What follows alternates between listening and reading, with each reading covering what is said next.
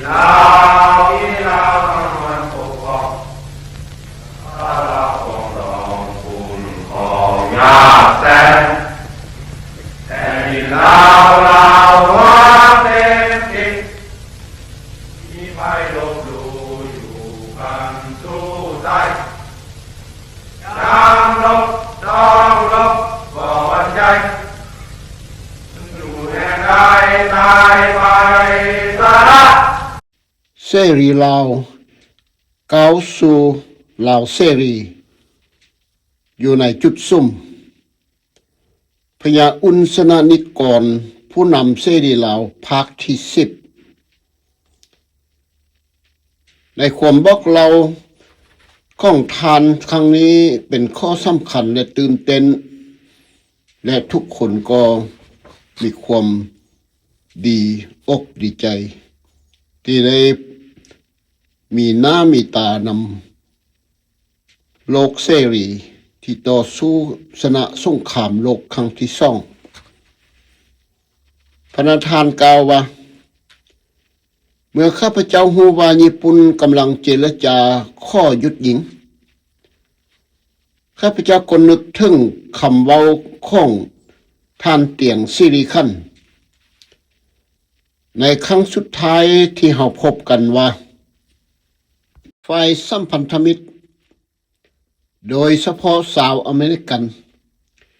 มีอาวุธที่ทันสมัยซึ่งสามารถบังคับให้ญี่ปุ่นยอมจำนนโดยจำนวนใดบ่ฉะนั้นพวกเขาจะทิ่มระเบิดนั้นจะทำให้ทางเกาะจมหายไปใต้ทะเลคำเบาดังกล่าวนั้นบ่ได้ทำให้ข้าพเจ้าประทับใจยั่งมากมายนักเพราะข้าพเจ้าเชื่อว่าสิ่งต่างๆอาจจะเป็นไปได้ตามที่เทียบตามที่ท่านเตียงซิลิคันเว้า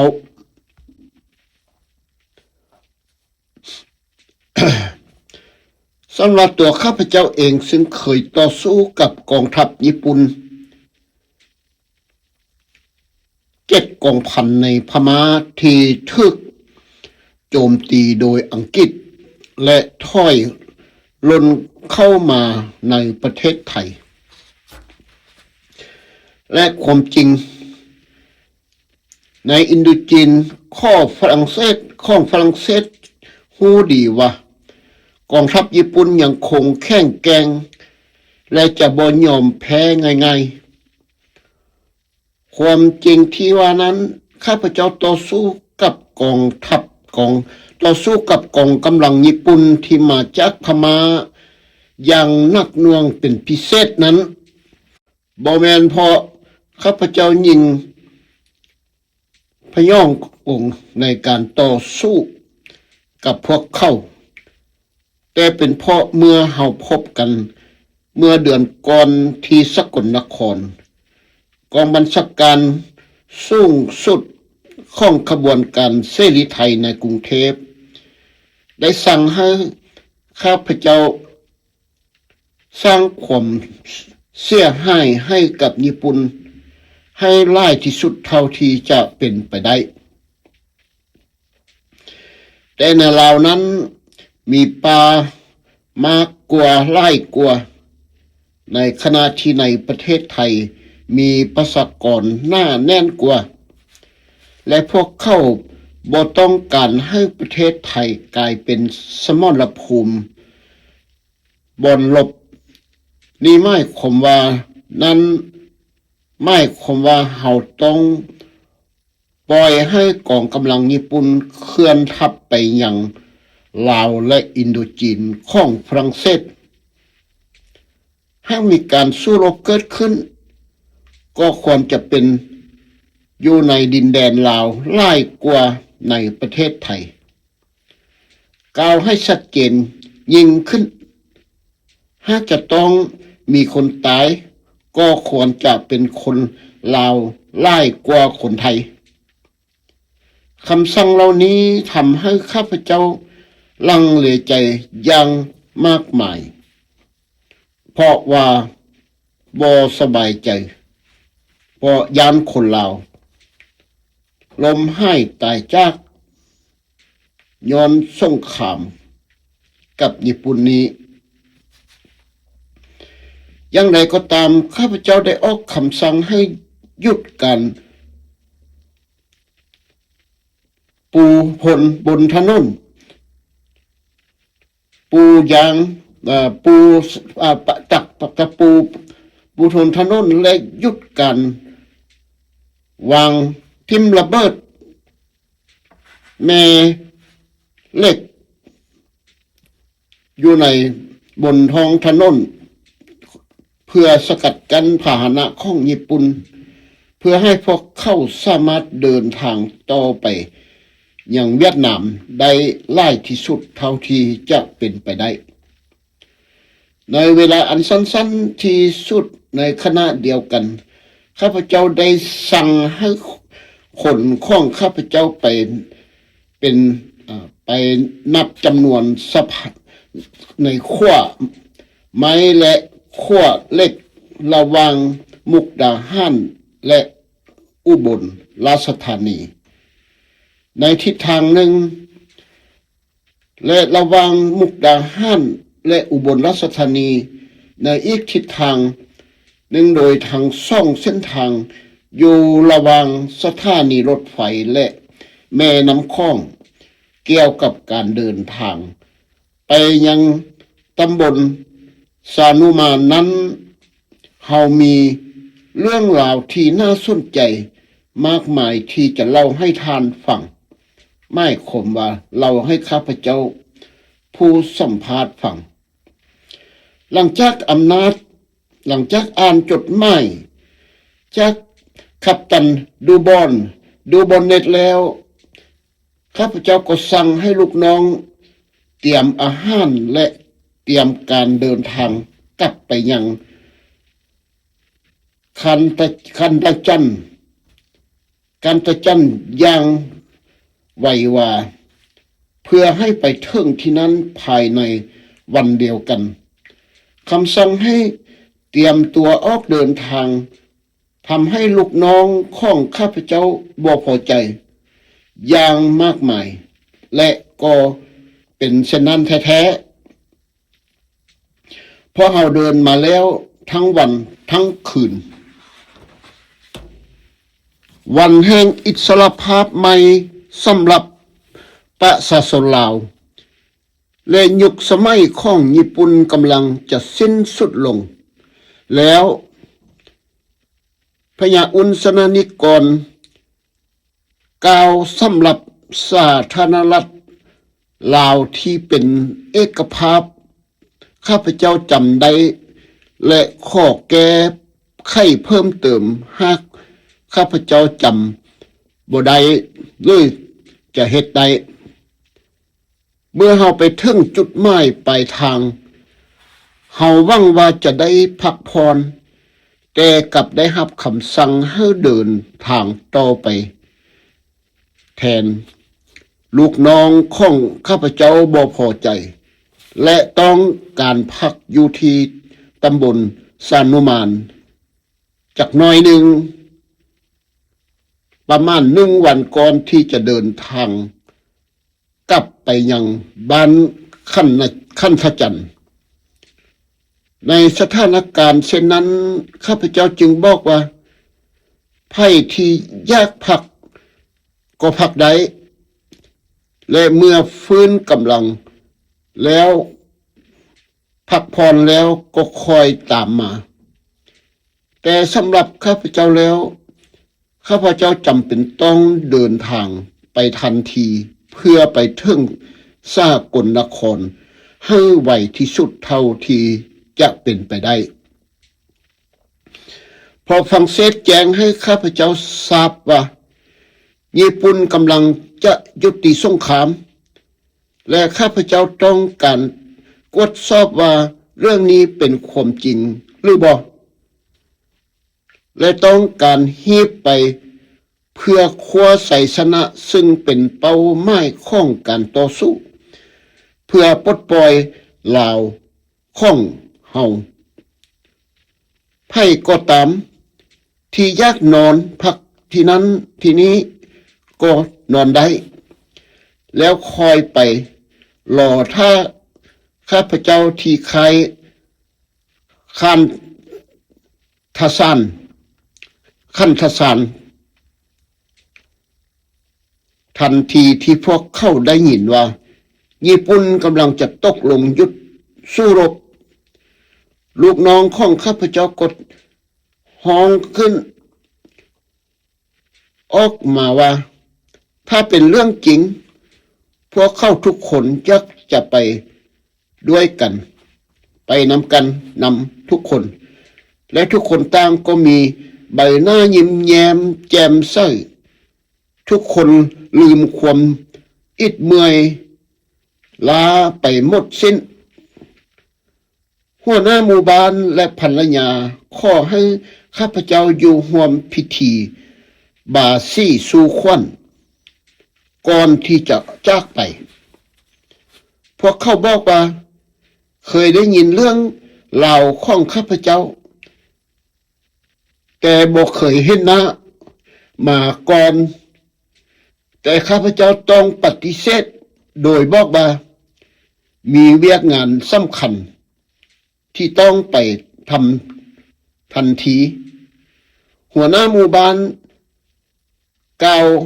กับข้าพเจ้าว่าท่านเป็นเทพเจ้าในห้างมนุษย์ท่านได้แสดงความกล้าหาญอย่างแท้จริงส้มเป็นผู้นำเสรีลาวเพื่อให้ลาวเป็นเสรีมีเอกราชอันสมบูรณ์และใช้สติปัญญาในการปลดปล่อยแผ่นดินลาวบ้านเมืองเกิดเมืองนอนของเราให้เป็นอิสระมันบ่คือกับพวกลาวอิสระกลุ่มหนึ่งที่สนับสนุนญี่ปุ่นต่อสู้กับพวกเราจากนั้นเขาก็กลมหัวกับข้าพเจ้า3 ครั้งข้าพเจ้าบ่ฮู้ว่าควรจะดีใจหรือเสียใจดีเมื่อหัวหน้าหมู่บ้านบอกว่าข้าพเจ้าเป็นเทพเจ้าในห้างมนุษย์และข้าพเจ้าก็บ่ฮู้ว่าเขากำลังกราบข้าพเจ้าหรือกราบวิญญาณกันแน่อย่างไรก็ตามข้าพเจ้ารู้สึกยินดีเป็นอย่างยิ่ง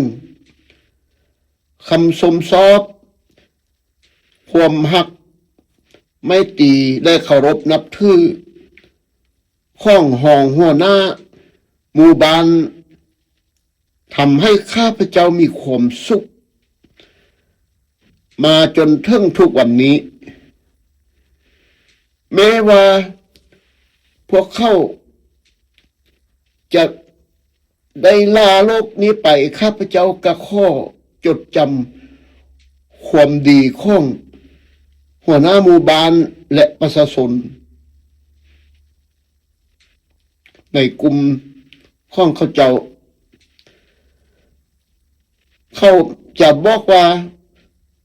ข้าพเจ้าเป็นเทพเจ้าในห้างมนุษย์แต่ก็ยังมีความสุขอยู่ดีมีแห่งพอคำเว้าของเขาเปรียบเทียบว่าข้าพเจ้าคนที่มีอุดมการณ์สูงส่งและมีกิริยาสุภาพอ่อนโยน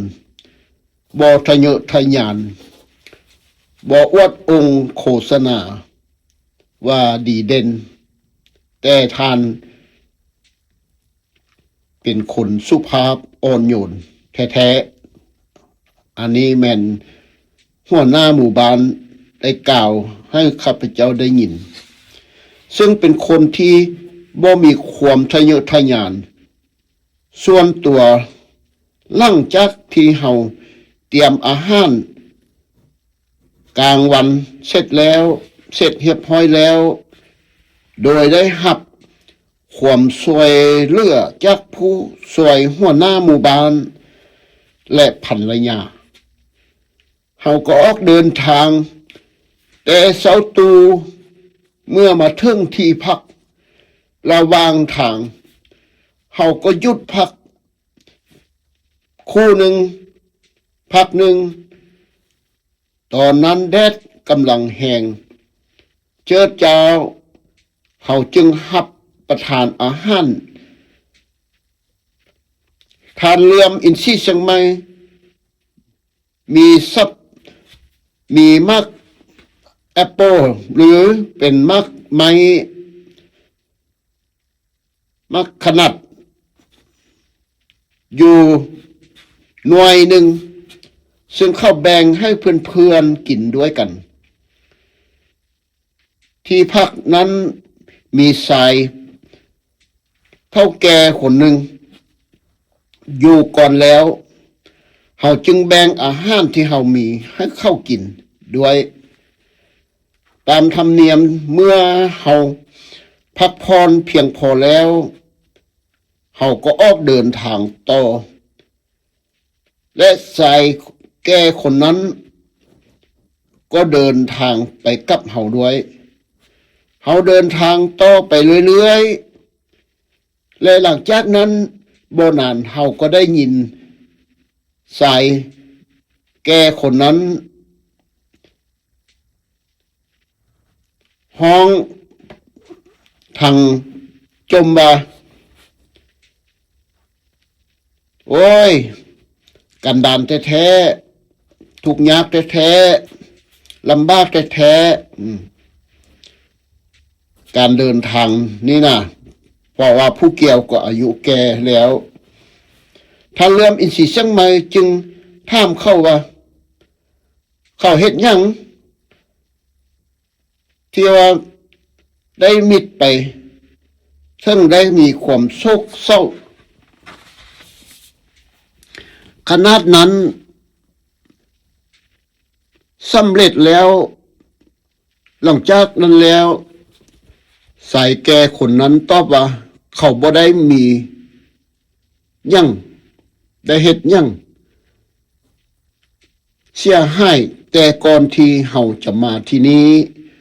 เขาได้สูบกัญชาจนรู้สึกครับเคลื่อนและมีความสุขและหลังจากที่พวกเขาให้มักขนาดแก่เข้าก็กินหมดกัญชาก็ให้ไปนั่นคือสิ่งที่เขาเสียใจท่านเลื่อมอินทรีย์เชียงใหม่ขอโทษเขาอย่างล่วงลายและบอกว่าเขาบ่ได้ตั้งใจเหตุฉะนั้นอย่างที่คำโบราณกล่าวไว้ว่าเมื่อทำสิ่งดีแล้วอาจจะได้รับสิ่งบ่ดีตอบแทนเหตุการณ์ของท่านเลื่อมอินทรีย์เชียงใหม่เป็นเหตุการณ์ที่น่าจดจำและทึกเราซ้ำแล้วซ้ำอีกอย่างสนุกสนานเมื่อเฮากลับมาที่ค่ายฝึกในบ้านคันตสัตคันตจันทร์ข้าพเจ้าให้ขนข้องข้าพเจ้ารออยู่ที่นั้นและข้าพเจ้าเดินทางไปสกลนครเพื่อพบกับท่านเตียงสิริคันเพื่อสอบถามว่าสงครามจบลงแล้วหรือยังอนาคตของเราจะเป็นอย่างไรข้าพเจ้ารู้สึกอิสระและหวังที่จะจัดตั้งสหรัฐใหม่แห่งลาวหรือสาธารณรัฐลาวแต่ก็ขึ้นอยู่กับสิทธิและการลงคะแนนเสียงของประชาชนและการเลือกอนาคตของตนเองรวมทั้งความคิดเห็นและนโยบายทั่วไปของข้าพเจ้าด้วย เฮาจำเป็นต้องมี3ฝ่ายของรัฐบาลและอำนาจ3สถาบันจัดตั้งนี้1น่ะแม้นถ้ามีฝ่ายนิติบัญญัติ2ฝ่ายบริหารและ3ให้มีฝ่ายตุลาการและระบบสหพันธรัฐนี้ข้อที่1และข้อที่2ระดับทางรัฐและเมืองหมายความว่าแขวงและเมืองแต่ว่าเฮาเอิ้นว่าเป็นรัฐหนึ่งแล้วกับเมืองบ่มีระดับหมู่บ้านและตาแซงพออยู่ในระบบกษัตริย์และระบบเก่าซึ่งเป็นอุปสรรคต่อความก้าวหน้าและการพัฒนาเศรษฐกิจสาธารณรัฐไต้ลาวหรือสาธารณรัฐลาวใหม่จะมุ่งมั่นเน้นหนักไปที่เสรีภาพของประชาชนและการพัฒนาเศรษฐกิจในทุกระดับของระบบการปกครองทันทีที่ข้าพเจ้าไปถึงสกลนครข้าพเจ้าก็ได้เห็นทันทีว่าหลายสิ่งหลายอย่างเปลี่ยนไปมีผู้คนมากมายปกติและทุกคนต่างยิ้มแย้มแจ่มใสบางคนสวมเครื่องแบบใหม่และทุกคนมีตัวอักษรประจำหน่วยอยู่ถึงแขนเสื้อทานเตียงซิลิคันมีคำว่าเสรีไทยอยู่ในแขนเสื้อของเขาที่นั้นข้าพเจ้าได้ฮู้ว่าสงครามได้สิ้นสุดลงแล้วญี่ปุ่นยอมจำนนหลังจากที่ทึกทิ่มระเบิดปรมาณู2ลูกหนึ่งที่นาวาซากิและอีกลูกหนึ่งใส่ที่ฮิโรชิมะทำให้ผู้คนหลายแสนคนเสียชีวิตและทุกสิ่งทุกอย่างถูกทำลายด้วยไฟจากนั้นจักรพรรดิญี่ปุ่นก็ประกาศยอมจำนนและสั่งให้หน่วยทหารญี่ปุ่นทุกหน่วยกองวางอาวุธจักรพรรดิญี่ปุ่นได้ออกคำสั่งเหล่านี้แล้วแต่เฮาบ่ฮู้ว่าเจ้าหน้าที่ทหารญี่ปุ่นจะปฏิบัติตามคำสั่งเหล่านั้นน้อยหลายส่ำใดบางหน่วยอาจจะเครียดแค้นหรือบ่พอใจและผิดหวังและอาจจะบ่ปฏิบัติตามคำสั่งของผู้บังคับบัญชานั้นเป็นได้เหตุผลที่เฮาต้องระมัดระวังข้าพเจ้าทานเตียงซิลิคันว่าข้าพเจ้าควรติดอักษรคำว่าสมาชิกหรือไทยเสรีไทยไว้ที่แขวนเสื้อดีหรือบ่ทานเตียงซิลิคันบอกข้าพเจ้าว่าถ้าข้าพเจ้านี้จะติดยังจักยางข้าพเจ้าควรติดคำว่าเสรีไทยเสรีสำหรับข้าพเจ้าเองและคิดคำว่าสมาชิกสำหรับลูกน้องของข้าพเจ้า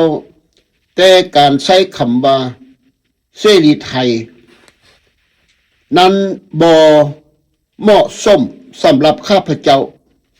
เพราะข้าพเจ้าเป็นเสรีลาวเพื่อลาวเสรีบ่แม่นไทยเสรีหรือเสรีไทยข้าพเจ้าต้องแสดงบทบาทนี้เพื่อให้ข้าพเจ้าอยู่ในฐานะหัวหน้าของเสรีลาวและเพื่อลาวเสรี เป็นหัวหน้าของทหารอเมริกันและเสรีขบวนการและไทยเสรีจะเป็นหัวหน้าของทหารอังกฤษข้าพเจ้ารู้สึกผิดหวังหลายที่บ่ได้เป็นส่วนหนึ่งของขบวนการเสรีไทยเสรีเมื่อปลดปล่อยแล้วร่วมกับเพื่อนๆแม้ว่าข้าพเจ้าจะทำงานให้กับขบวนการไทยเสรีหรือเสรีไทยนี้มาโดยตลอดและทุกคนในขบวนการเสรีไทยก็ให้ความเคารพนับถือข้าพเจ้าในฐานะผู้บัญชาการกำลังระดับที่หัวหน้าของขบวนการเสรีไทยในภาคตะวันออกเฉียงเหนือของประเทศไทยห้องจากท่านทองอินพุทธิรัตน์ทวินอุดรจำลองดาวเฮืองและเตียงสิริขันธ์ข้าพเจ้าสามารถออกคำสั่งให้กับหน่วยใดก็ได้แต่ในเมื่อตอนนี้ข้าพเจ้าบ่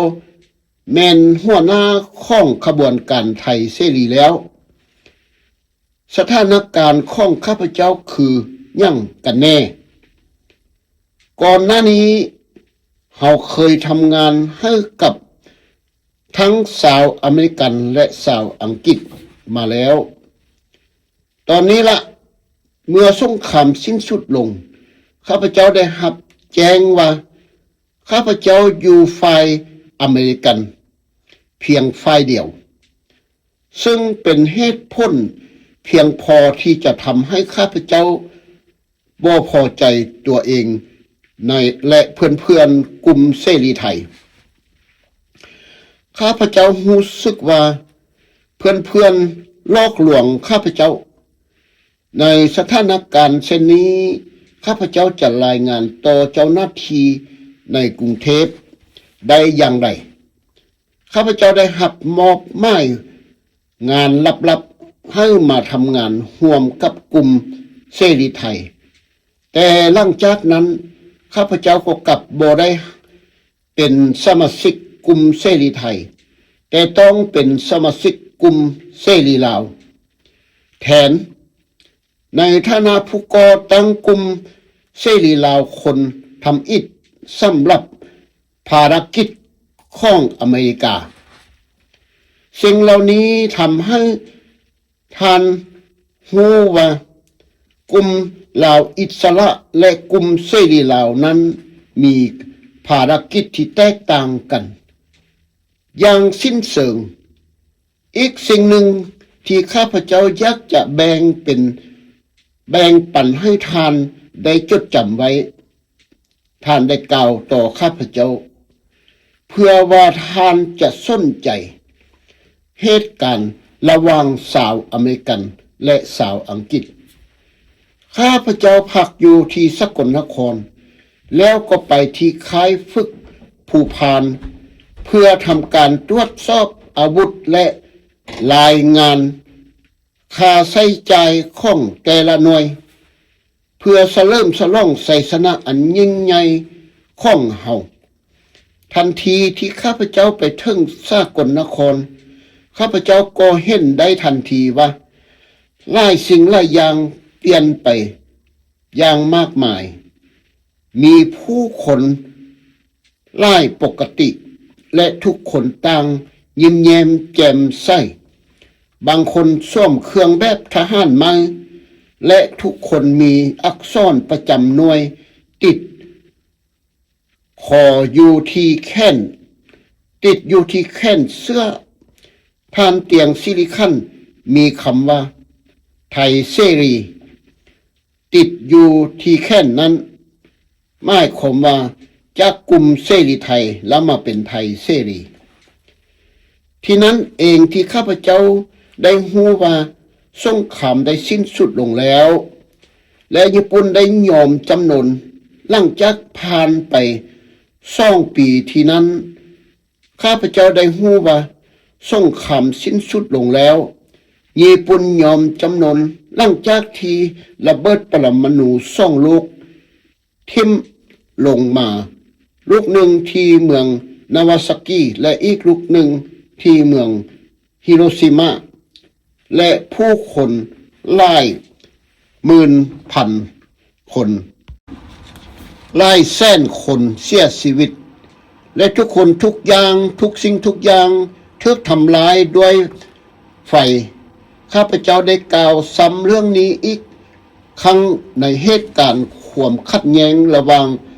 อเมริกันและอังกฤษข้าพเจ้าพักอยู่ที่สกลนครแล้วจึงเดินทางไปยังค่ายฝึกผู้พานเพื่อทำการตรวจสอบอาวุธและรายงานค่าใช้จ่ายของแต่ละหน่วย เพื่อเป็นการเฉลิมฉลองชัยชนะอันยิ่งใหญ่ของเฮาท่านจำลองดาวเรืองได้จัดงานเลี้ยงใหญ่โตมโหฬารและเชิญบุคคลสำคัญชาวไทยและอังกฤษและอเมริกันทุกคนมาร่วมงานพวกเขาชาวไทยและลาวและชาวลาวต่างกระตือรือร้นและจริงใจและบอกคิดว่าจะเกิดเหตุการณ์ใดๆขึ้นแต่ในอีกด้านหนึ่งเจ้าหน้าที่ทหารชาวอเมริกันและอังกฤษกับมีการสนทนาที่เริ่มต้นอย่างจริงจังแล้วก็เริ่มเผ็ดร้อนเริ่มแห้งขึ้นเรื่อยๆจนในที่สุดก็กลายเป็นความเผชิญหน้าอย่างดุเดือดที่เกือบจะถึงขั้นตีซอต้อยกันท่านเตียงซิลิคันเข้าไปเกี่ยวข้องกับกลุ่มนั้นด้วยข้าพเจ้าบ่เข้าใจภาษาอังกฤษแต่หลายครั้งข้าพเจ้าได้ยินคำว่าเสรีลาวและเท้าอุ่น